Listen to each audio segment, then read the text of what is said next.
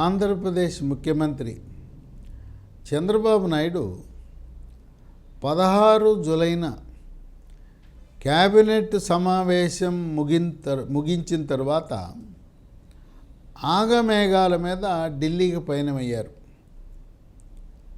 ఎందుకు వెళ్తున్నారనేది ఎవరికీ కూడా తెలవకుండా గోప్యంగా ఉంచారు. సరే, చంద్రబాబు నాయుడు ఢిల్లీ ఎప్పటికి వెళ్ళినా ఢిల్లీలో ఉండే పెద్దలు, మంత్రులు, ప్రధానమంత్రి, హోంమంత్రిని కలిసి నిధుల అన్వేషణ, నిధుల వేట, పోలవరం ప్రాజెక్టుకి నిధులు, రాజధానికి నిధులు, ఆర్థిక లోటుని పూడ్చడానికి కావలసిన ప్రత్యేక నిధులు, కష్టాల కడల్లో ఉన్న వెనుకబడిన రాష్ట్రంగా గత 5 సంవత్సరాలుగా ఆర్థిక సంక్షోభంలో చిక్కుకుపోయిన ఆంధ్రప్రదేశ్ని ఆదుకోండి అనే విజ్ఞప్తులు ఎప్పుడూ ఎలా ఉంటానే ఉంటాయి.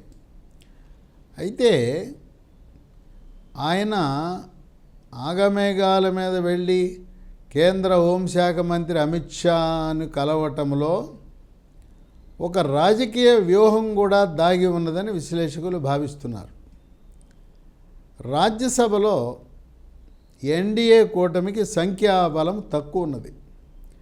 లోక్సభలో పాస్ అయిన బిల్లులు రాజ్యసభలో పాస్ అవ్వాలంటే ఒక 15 మంది సంఖ్య తగ్గుతుంది. ఆ 15 మందిని ఎలా కూడగట్టాలనే వ్యూహంలో భాగంగా కమలనాథులు, ఎన్డీఏ కూటమి పక్షాల వారి ప్రయత్నాలు వారు చేస్తున్నారు. ఆంధ్రప్రదేశ్ నుంచి వైఎస్ఆర్సీపీ పార్టీ తరఫున రాజ్యసభలో 11 మంది సభ్యులు ఉన్నారు. ఈ 11 మందిలో మెజారిటీ సభ్యులను వైఎస్ఆర్సీపీ పార్టీ వీడేలా చేసి రాజ్యసభలో బిల్లులు పాస్ అవ్వడానికి, వారి మద్దతు పొందటానికి వారిని బీజేపీలో చేర్చుకోవటమా, తెలుగుదేశం పార్టీలో చేర్చుకోవటమా అనే అంశం చర్చకొచ్చింది చంద్రబాబు, అమిత్ షా మధ్యలో. అయితే ఈ రాజ్యసభ సభ్యులందరూ కూడా వాళ్ళు తెలుగుదేశం పార్టీలో చేరటానికి మక్కువ చూపిస్తున్నారు. దానికి కారణం ఏంటంటే, ఏదో రకంగా ప్రత్యక్షంగానో పరోక్షంగానో గతంలో ప్రస్తుతం ఉన్న రాజ్యసభ సభ్యులకు, తెలుగుదేశం పార్టీకి, చంద్రబాబు నాయుడికి అవినాభావ సంబంధాలు కొన్ని కొనసాగినాయి.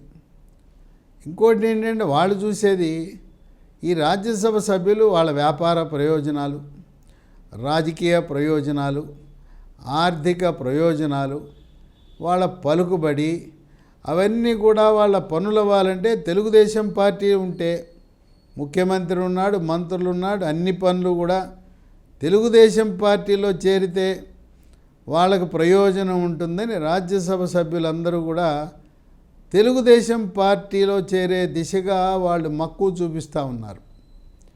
ఇదే విషయం చంద్రబాబు నాయుడు, అమిత్ షా మధ్యలో చర్చల్లో వచ్చిందని ఊహాగానాలు ఉన్నాయి.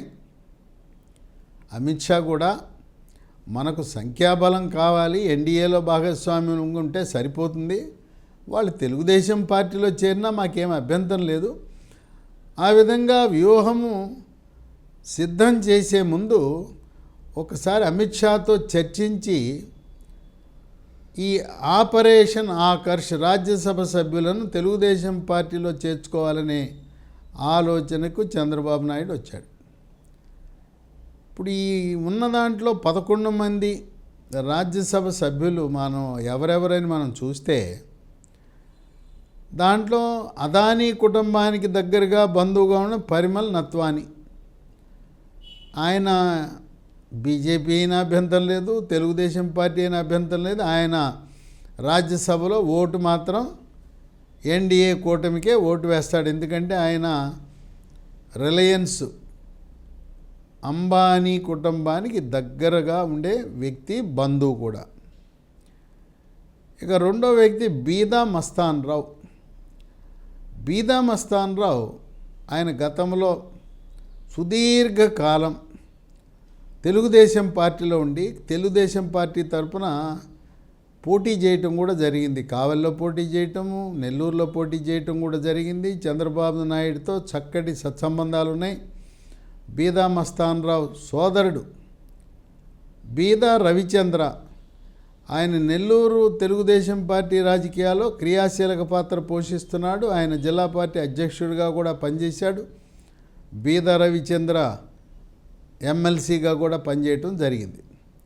కనుక బీదా మస్తాన్ రావు ఆధ్వర్యంలో ఆయన ఇతర రాజ్యసభ సభ్యులను కూడా ఒప్పించి మెప్పించి మనమందరం మూకుమ్మడిగా తెలుగుదేశం పార్టీలకు వెళ్ళిపోదామనే ఆలోచన కూడా ఉంది.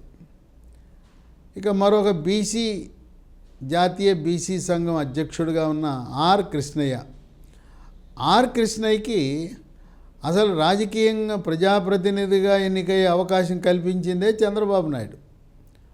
2014 ఎన్నికల్లో ఆర్ కృష్ణయ్యకి హైదరాబాదులో ఎల్బీ నగర్ నుంచి శాసనసభ్యుడిగా పోటీ చేసే అవకాశం ఇచ్చి తెలంగాణలో తెలుగుదేశం పార్టీ అధికారంలోకి వస్తే బీసీ ముఖ్యమంత్రి ఆర్ కృష్ణయ్య ముఖ్యమంత్రి అని కూడా ప్రకటించడం జరిగింది.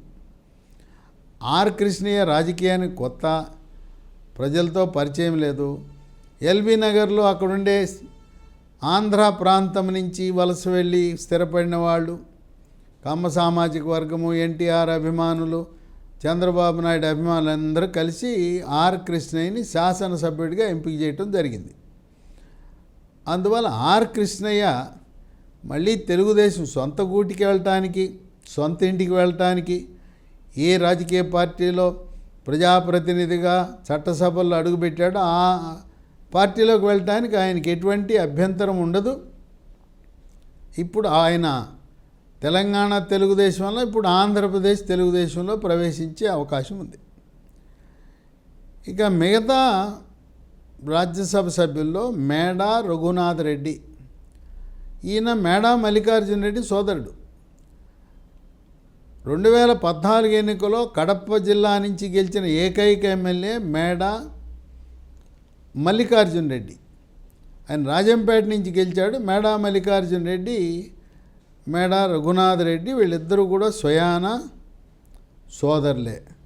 అందువల్ల మేడా మల్లికార్జున రెడ్డి కుటుంబంతో ఉన్న సత్సంబంధాలతో తెలుగుదేశం పార్టీకి వాళ్ళకి చేరటానికి ఎటువంటి అభ్యంతరం ఉండబోదు.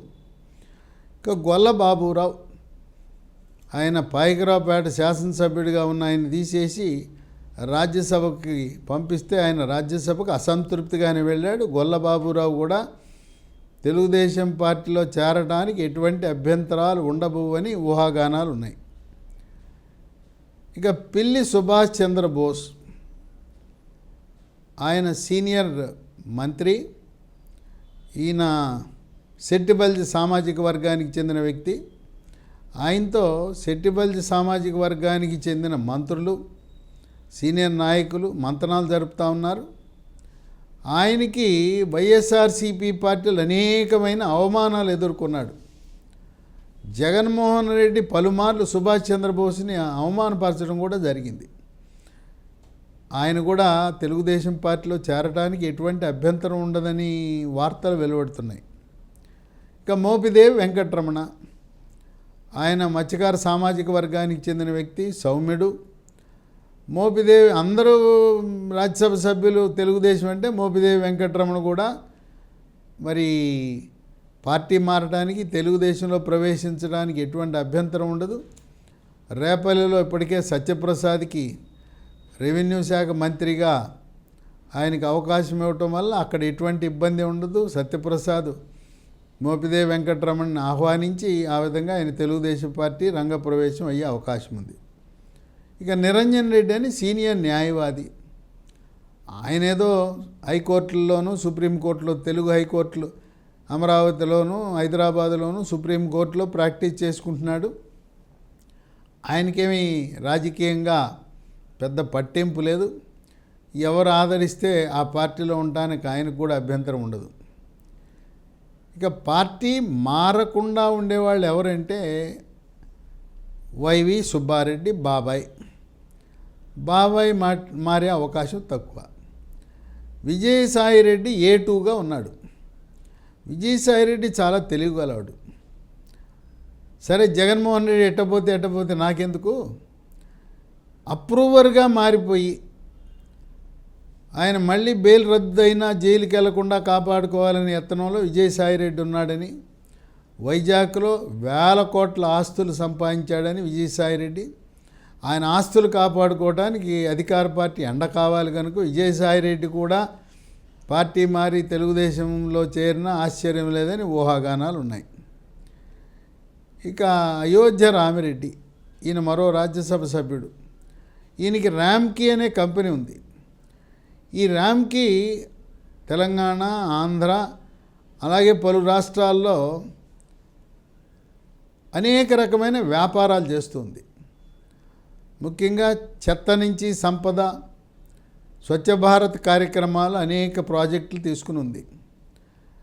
ఈ అయోధ్య రామిరెడ్డికి ర్యామ్కీ కంపెనీ ముఖ్యం కనుక వ్యాపార ప్రయోజనాలు ముఖ్యం. పైగా అయోధ్య రామిరెడ్డి ఎవరంటే మాజీ ఎంపీ, మాజీ ఎమ్మెల్యే మోదుగుల వేణుగోపాల్ రెడ్డి బావ. మోదుగుల వేణుగోపాల్ రెడ్డి 2009లో నరసరావుపేట నుంచి తెలుగుదేశం పార్టీ తరపున ఎంపీగా గెలిచాడు, లోక్సభకు గెలిచాడు. అయోధ్య రామిరెడ్డి బావమరిది మోదుగుల వేణుగోపాల్ రెడ్డి 2014లో గుంటూరు వెస్ట్ నుంచి శాసనసభ్యుడిగా తెలుగుదేశం పార్టీ తరపున గెలిచాడు. అటు చూసినా ఇటు చూసినా ఈ ఉన్న 11 మంది రాజ్యసభ సభ్యులు వాళ్ళకి ఏదో రకంగా చంద్రబాబు నాయుడుతో, తెలుగుదేశం పార్టీతో సంబంధాలు, గత పనిచేసిన అనుభవం, పైగా వీళ్ళందరూ కూడా వ్యాపార సామ్రాజ్యం వాళ్ళు విస్తరించుకోవడానికి.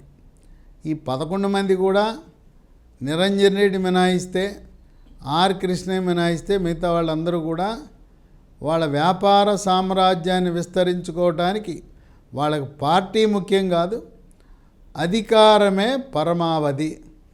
అందువల్ల ఎన్డీఏ కూటమికేమో సంఖ్యాబలం కావాలి, వీళ్ళకేమో వ్యక్తిగత ప్రయోజనాలు, వ్యాపార ప్రయోజనాలు, రాజకీయ ప్రయోజనాలు కావాలి. కనుక 11 మంది రాజ్యసభ సభ్యుల్లో త్వరలో 8 మంది తెలుగుదేశం పార్టీలో చేరబోతున్నారనే ఊహాగానాలు ఉన్నాయి.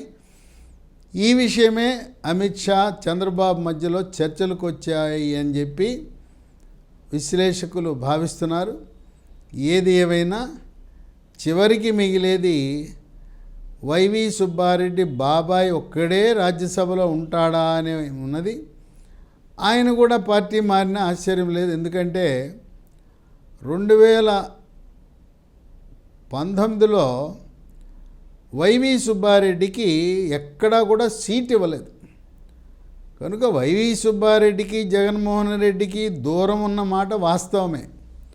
అందువల్ల 11కి 11 మంది దశల వారీగా అందరూ జగన్మోహన్ రెడ్డిని, వైఎస్ఆర్సీపీ పార్టీని వీడి తెలుగుదేశం పార్టీలో చేరాలనే ఆలోచనతో ఉన్నట్టుగా వార్తలు వెలువడుతున్నాయి.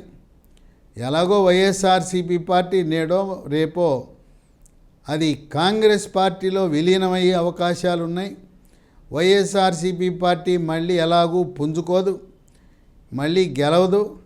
ఎన్డీఏ కూటమిలో భాగస్వాములైన తెలుగుదేశం, జనసేన, బీజేపీ 2029లో కూడా ఇదే పొత్తుతో ముందుకు సాగుతారు. అందువల్ల వైఎస్ఆర్సీపీ పార్టీని నమ్ముకుంటే కుక్కతో కనబట్టుకుని గోదావరి ఈదిన సంధాన ఏ ప్రయోజనం ఉండదని వైఎస్ఆర్సీపీ కార్యకర్తలు, నాయకులు, ప్రజాప్రతినిధులు, మాజీలు అందరూ కూడా సరే మన భవిష్యత్తు, మన స్వగృహ, మన సొంత పార్టీ, సొంత గూడు కాంగ్రెస్ పార్టీలో మన యొక్క అదృష్టాన్ని పరీక్షించుకుందామని చెప్పి త్వరలో వైఎస్ఆర్సీపీ పార్టీ జెండా ఆంధ్రప్రదేశ్లో పీకేసినా ఆశ్చర్యం లేదని విశ్లేషకులు భావిస్తున్నారు.